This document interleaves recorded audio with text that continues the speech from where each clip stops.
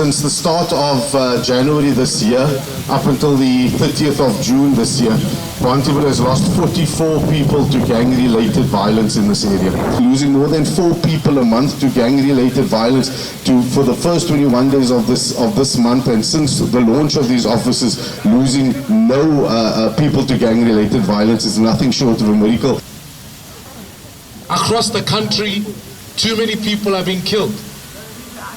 We cannot as a country continue to live in a world where gangs are attacking our communities, drugs are ravaging our young people, and ultimately we are ending up in situations where the future of our nation has been compromised by those who commit such heinous crimes. Now I want to welcome the deployment of the South African National Defence Force to communities. I, as a child who grew up in Soweto, was never comfortable seeing army policemen around during the state of emergency.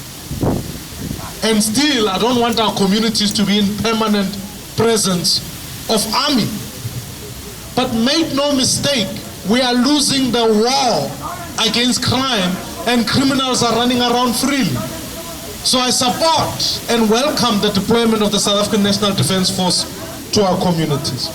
Let's go take out those tsotsis. Those gangsters must know that there's a force coming against them, and you are the people who are fighting that battle, except for Almal Ba Danki as a start.